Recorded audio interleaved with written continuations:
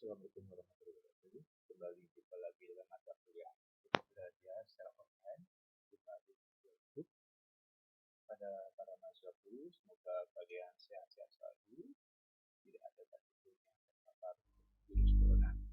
Dan kita doakan juga semoga virus corona ini cepat berakhir, ya, sehingga kita dapat mengikuti perkuliahan secara tatap muka.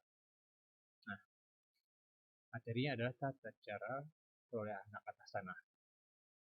Itu bagaimana suatu cara yang harus ditempuh, ya, dari keadaan kita tidak mempunyai tanah sampai akhirnya tanah itu jadi kita miliki. Ya. Nah, kita lihat pengertiannya. Pengertian tata cara perolehan hak atas tanah, yaitu suatu prosedur sesuai dengan ketentuan hukum yang harus ditempuh dengan tujuan untuk menimbulkan suatu hubungan hukum antara subjek tertentu dengan tanah tertentu. Jadi ketentuan hukum, ya, harus terpenuhi ini semua. Ya, tidak boleh melakukan pelanggaran hukum untuk mendapatkan atau memperoleh tanah tersebut. Dan dilihat hubungan hukumnya antara orang dengan orang, yaitu antara subjek atau orang dengan badan, dan tanahnya itu sendiri, yaitu hak atas tanahnya. Karena hak atas tanah juga sangat menentukan subjek hukumnya terhadap siapa yang diperbolehkan untuk memegang hak tanah tadi, ya, memegang hak atas tanah tersebut. Untuk memperoleh hak atas tanah, baik orang perorangan maupun badan hukum, ya, tergantung dari pertama tanahnya itu sendiri, yaitu status tanahnya. Apakah tanah tersebut statusnya tanah negara dalam arti tanah yang dikuasai negara, ya. Tanah hak dalam arti tanah tersebut sudah bersertifikat, atau tanah tersebut adalah tanah ulayat statusnya, jadi tanah yang dikuasai oleh masyarakat hukum adat secara bersama. Yang kedua adalah status pihak yang memerlukan tanah. Apakah subjek terhadap pihak yang memerlukan tanah itu memenuhi syarat tidak untuk memperoleh hak atas tanah tertentu. Ketiga adalah kesediaan pemegang hak atas tanah. Apakah si pemilik tanah tersebut bersedia untuk melepaskan atau memindahkan tanah tadi, ya, atau karena suatu keadaan tertentu sehingga tanahnya harus beralih. Ini kita akan bahas satu persatu. Lanjut dengan status tanah yang tersedia. Nah, tanah tersedia ini secara garis besar berstatus adalah tanah negara, arti tanah yang dikuasai negara, ya. Atau ada juga yang merupakan tanah hak. Tanah negara yaitu tanah yang langsung dikuasai oleh negara, ya, negara dalam hal ini sebagai badan hukum publik, ya. Jadi haknya adalah hak yang bersifat publik, bukan privat. Sedangkan tanah hak yaitu tanah yang sudah dipunyai dengan salah satu hak atas tanah. Misalnya hak milik, hak guna usaha, hak guna bangunan, hak pakai, atau hak pengelolaan. Ada kemungkinan tanah yang tersedia yaitu tanah ulayat, tanah yang dikuasai oleh masyarakat hukum adat. Nah, ketiga jenis hak atas tanah ini bagaimana caranya memperoleh tanah-tanah tersebut?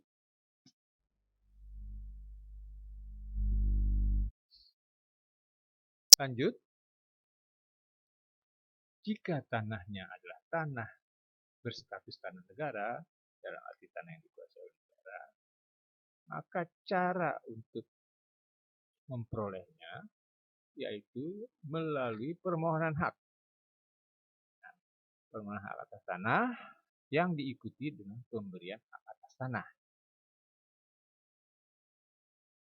Sekarang, kalau tanah tersebut adalah tanah ulayat, bagaimana memperoleh tanah yang statusnya tanah ulayat? Jika yang tersedia tanah ulayat, maka adalah meminta kesediaan penguasa masyarakat hukum adat. Ya, dalam hal ini katakanlah kepala adatnya, ya, untuk melepaskan hak ulayatnya dengan pemberian ganti rugi yang dilanjutkan dengan permohonan hak atas tanah.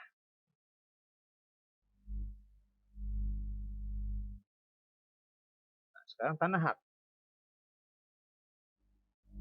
Jika yang tersedia berstatus tanah hak, maka cara yang digunakan tergantung pada apa kesediaan pemegang hak untuk menyerahkan kepada pihak yang memerlukannya. Bisa melalui pemindahan hak atau melalui pembebasan atau pelepasan hak. Bisa juga dengan dilakukan pencabutan hak atau perjanjian dengan pemilik tanah. Pemindahan hak. Pemindahan hak ini bisa dilakukan melalui jual beli, tukar menukar, hibah, inbreng. Inbreng ini adalah pemasukan dalam perusahaan.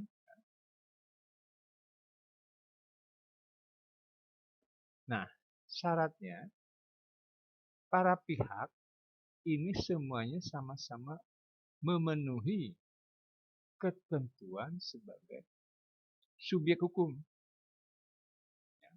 Subjek hukumnya harus saling terpenuhi, baik pihak yang memiliki tanah maupun pihak yang memerlukan tanah. Nah, jika para subjek ini terpenuhi, maka acaranya bisa melalui jual beli, tukar menukar, hibah, dan inbreng.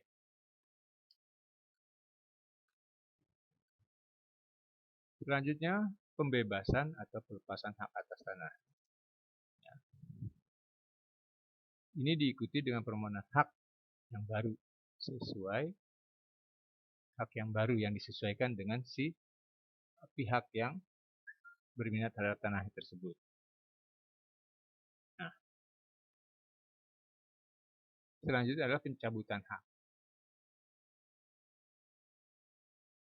Pencabutan hak jika acara yang di B tadi, ya, pelepasan haknya, tidak ada kata sepakat, sedangkan tanahnya diperlukan untuk kepentingan umum, maka upaya terakhir untuk menguasai tanah itu adalah pencabutan hak atas tanah.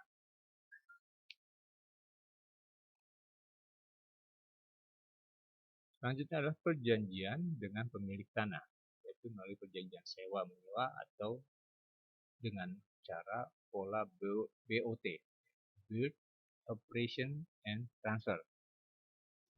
Nah, ini akan lebih rinci dijelaskan pada slide berikut.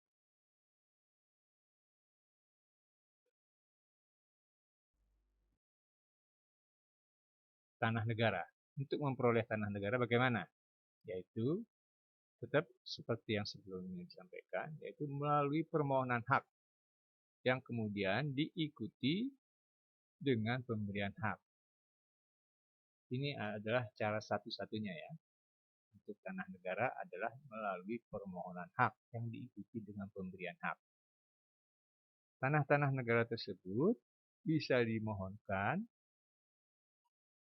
hak-haknya terdiri dari hak milik, hak guna usaha, hak guna bangunan, hak pakai, dan hak pengelolaan. Nah, salah satu dari hak-hak tersebut yang ada.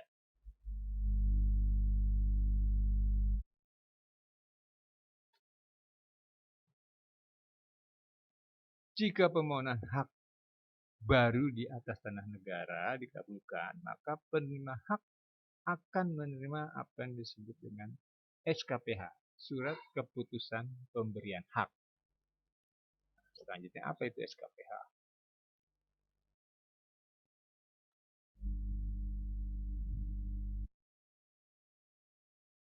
Jadi sebelum sertifikat terbit, ya, si pemohon akan diberikan SKPH, Surat Keputusan Pemberian Hak. Nah, SK ini diberikan, kemudian si pemohon harus datang ke BPN untuk menyerahkan SKPH tersebut. Apa sih itu isinya SKPH? SKPH di dalamnya terdiri dari jenis hak yang diberikan. Misalnya hak milik, HGB, HGU, hak pakai, atau hak pengelolaan. Salah satu dari hak tersebut. Syarat atau kewajiban penerima hak antara lain, satu adalah memberi tanda batas yang dipasang pada setiap sudut tanah menurut aturan tertentu sehingga jelas bidang tanah yang diberikan kepada pemohon. Membayar bea perolehan hak atas tanah ke kantor pajak. Terus yang ketiga, pembayaran sumbangan Yayasan Dana Land Reform sebesar 50% dari jumlah uang pemasukan yang ditetapkan. Dan selanjutnya, si pemohon melakukan pendaftaran hak di kantor pertanahan seksi pendaftaran tanah setempat untuk dibuatkan buku tanah dan diterbitkannya sertifikat sebagai tanda bukti hak.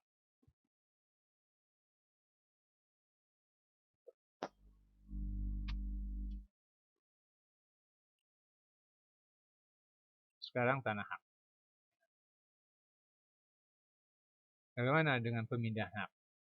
Pemindahan hak adalah perbuatan hukum untuk memindahkan hak atas tanah pada pihak lain. Pemindahan dilakukan apabila status hukum pihak yang akan menguasai tanah dipersyaratkan sebagai pemegang hak atas tanah. Dan pemegang hak atas tanah tersebut bersedia untuk memindahkan haknya. Jadi ini perbuatan hukum, yaitu suatu perbuatan yang dikehendaki oleh si pemilik tanah terhadap tanahnya. Akan diapakan ini tanahnya?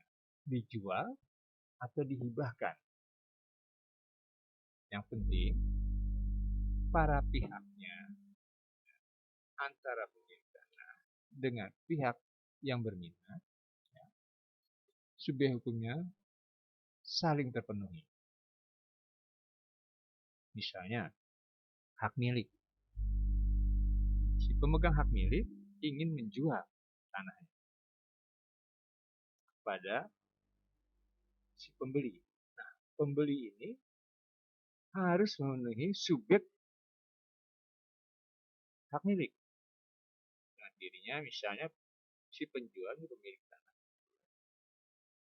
Si A, warga negara Indonesia. Nah, pembelinya adalah si B. Nah, si B juga syaratnya harus WNI. Jadi, para pihaknya, baik penjual dan pembeli, subjeknya memenuhi syarat sebagai pemegang hak milik. Namun, bagaimana apabila salah satu, terutama pihak yang berminat terhadap tanahnya, subjek hukumnya tidak terpenuhi untuk memegang hak atas tanah tertentu? Nah, jika terjadi hal seperti itu, bisa melalui pembebasan atau pelepasan hak atas tanah. Ketentuan mengenai pembebasan hak atas tanah di dalam Undang-Undang Pokok Agraria tidak diatur tersendiri, tetapi tersebar di berbagai pasal, yaitu bisa dilihat dalam pasal 27, 34, pasal 40, yang menyebutkan bahwa hak atas tanah hapus apabila tanahnya dilepaskan secara sukarela oleh pemegang haknya. Dapat juga ditafsirkan bahwa pembebasan hak atas tanah merupakan salah satu bentuk dari sifat semua hak atas tanah yang berfungsi sosial. Jadi, di dalam pasal-pasal UPA secara tegas memang tidak disebutkan, tetapi di situ bisa ditafsirkan bahwasanya seseorang bisa melepaskan secara sukarela hak atas tanahnya kepada pihak lain. Tentu pelepasan itu diikuti dengan ganti rugi. Berikut adalah pencabutan hak. Pencabutan hak yaitu pengambilan tanah kepunyaan orang lain oleh pemerintah secara paksa bisa dibedakan kan? Pembebasan atau pelepasan hak sifatnya sukarela, sementara pencabutan hak bersifat memaksa.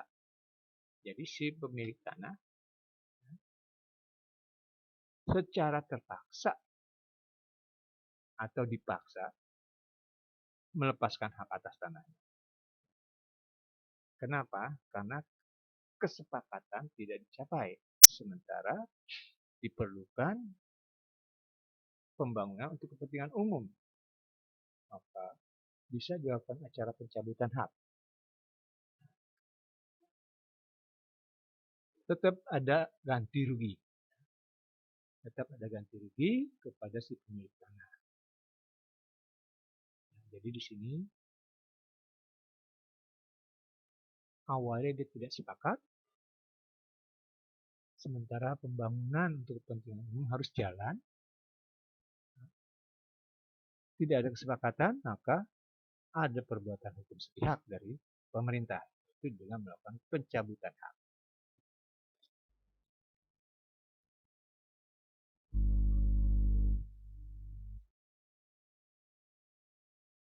Sekarang apa sih itu pemindahan hak?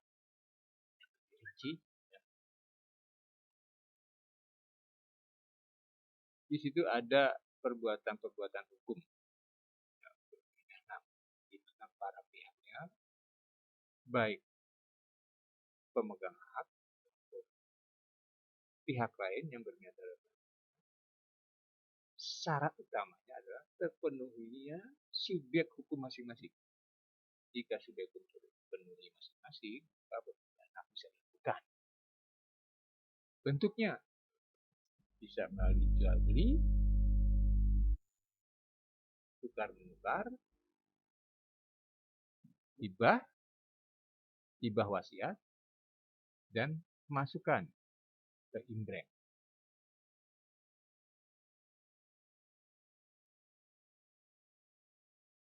Tata cara pemindahan hak atas tanah bisa ditemukan dalam PP nomor 24 tahun 97 tentang pendaftaran tanah.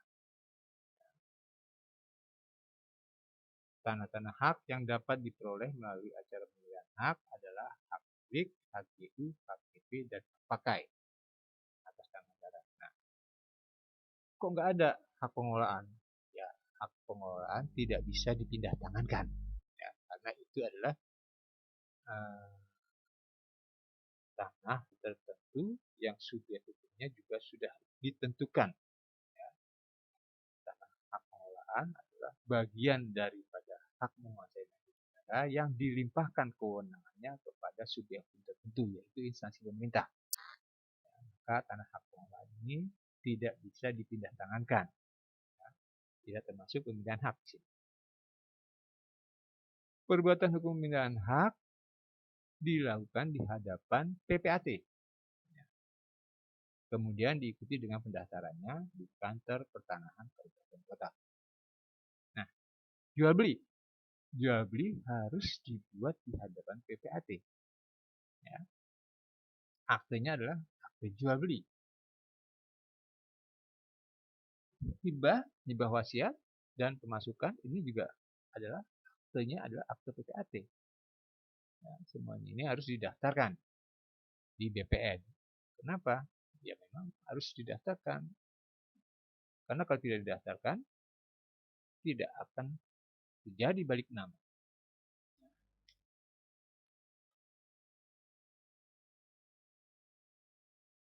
Kapan pendaftaran itu? Yaitu waktunya 7 hari setelah ditandatangani akte oleh para pihak dan PPAT.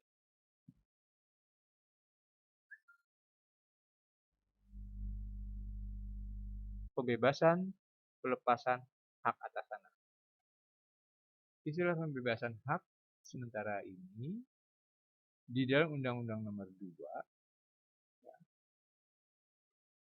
tahun 2012 tentang pengadaan tanah bagi pembangunan untuk kepentingan umum diganti dengan istilah pelepasan hak. Pengertian pelepasan hak pasal 1 buku 9, pelepasan hak adalah pelepasan hubungan hukum dari pihak yang berhak kepada negara melalui lembaga pertanahan. Jadi dilepaskanlah hak atas tanah secara sukarela dijadikan tanah negara dulu.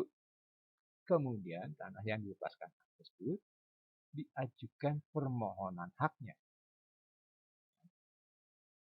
Permohonan hak yang baru tentunya. Pelepasan hak sebagai proses awal bagi perolehan tanah oleh pihak lain yang hendak menguasai tanah untuk keperluan pembangunan.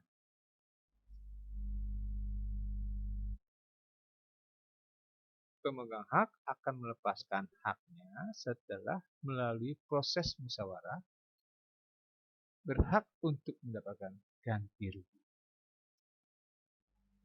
Jadi kalau jual beli itu ada harga. Di pelepasan hak bentuknya adalah ganti rugi.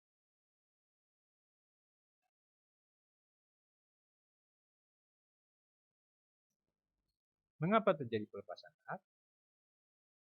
Acara pelepasan hak ini ditempuh jika pihak yang akan memperoleh dan menguasai tanah yang berstatus hak milik atau hak bekas adat, namun tidak memenuhi syarat sebagai subjek pemegang hak atas tanah tersebut melalui pemindahan atau peralihan hak secara langsung yang berketentuan pasal 26 ayat 2 huruf A.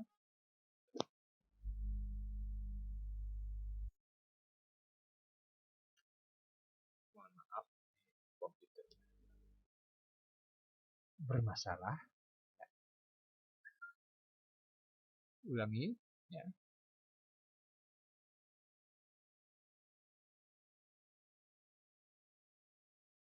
Jadi di sini acara pelepasan hak karena salah satu pihak tidak memenuhi syarat untuk memperoleh tanah milik, tanah hak milik atau tanah hak milik adat.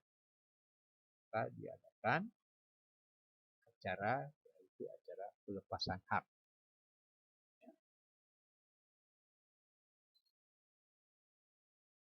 Jika para pihaknya tidak memenuhi syarat tetapi dilakukan pemindahan hak, ya, bisa dilakukan jual beli, maka karena salah satu subjek tidak memenuhi syarat, perbuatan tersebut, yaitu pemindahan haknya, batal demi hukum. Tanahnya menjadi tanah negara. Uang yang telah dibayar tidak dapat diminta kembali. Dan beban-beban pihak lain atas tanah tersebut masih tetap eksis.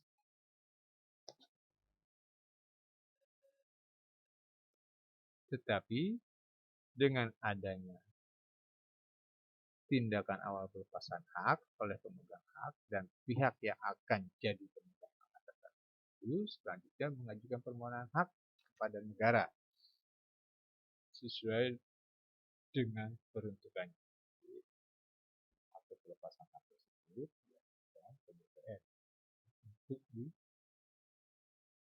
diajukan permohonan hak yang baru.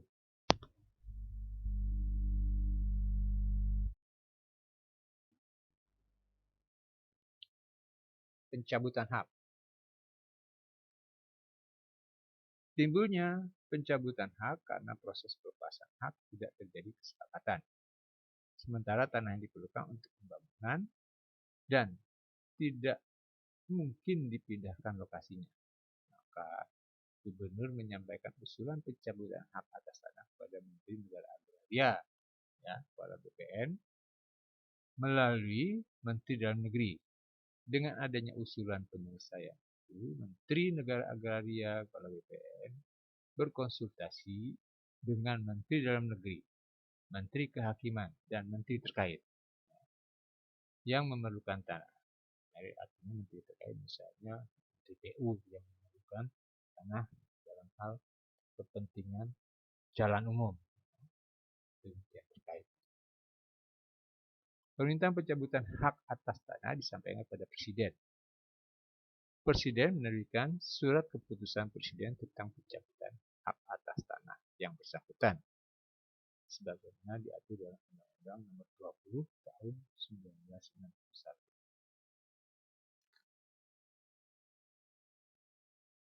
Syarat pencabutan hak. Tanah tersebut benar-benar untuk kepentingan umum. Merupakan upaya terakhir untuk menguasai tanah yang diperlukan.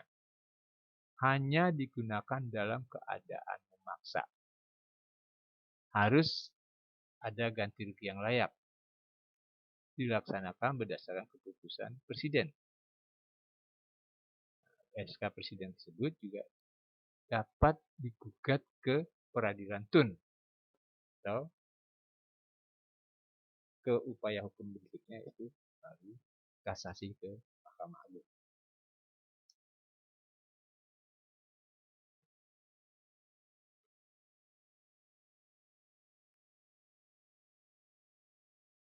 Pencabutan hak dapat dijumpai pada pasal 18 UPA dan Undang-Undang Nomor 20 Tahun 1961 tentang pencabutan hak-hak atas tanah dan benda-benda yang ada di atasnya. Sementara Undang-Undang Nomor 2 Tahun 2012 tentang pengadaan tanah bagi pembangunan untuk kepentingan umum tidak mengatur masalah pencabutan hak, tetapi hanya mengatur masalah pelepasan hak. Jika pemegang hak atas tanah keberatan atas besarnya ganti rugi yang telah ditetapkan, maka ketua pengadaan tanah akan menitipkan uang ganti rugi ke pengadilan setempat.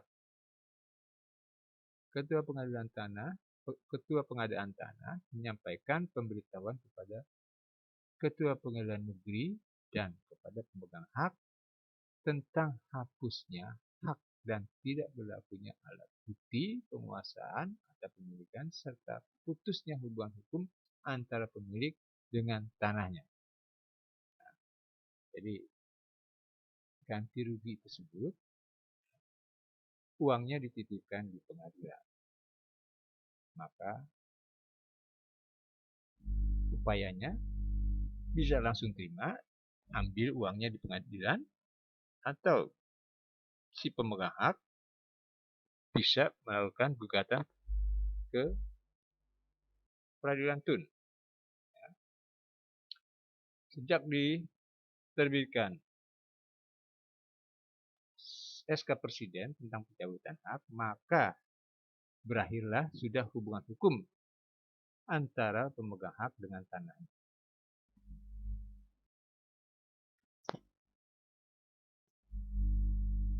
Nah, ini terakhir.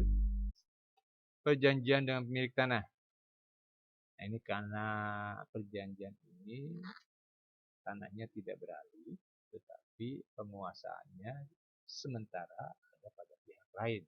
Jadi ada jangka waktu sampai kapan ini tanah tersebut dikuasai oleh pihak lain.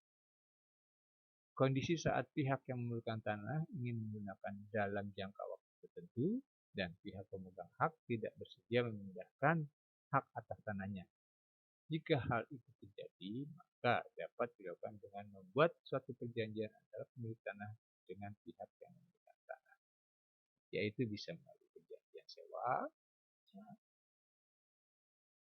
Di sini ada jangka waktunya, kapan berakhirnya, kapan. Perjanjian pembebanan hak pakai atau hak guna bangunan di atas tanah hak milik.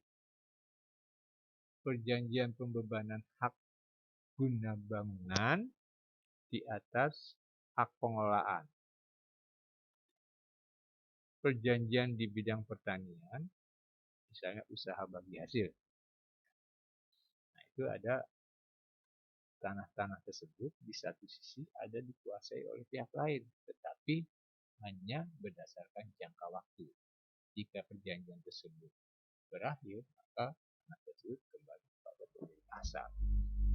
Demikian, semoga para mahasiswa dapat memahami materi kuliah tentang tata cara memperoleh hak atas tanah. Akhirnya saya ucapkan assalamualaikum warahmatullahi wabarakatuh.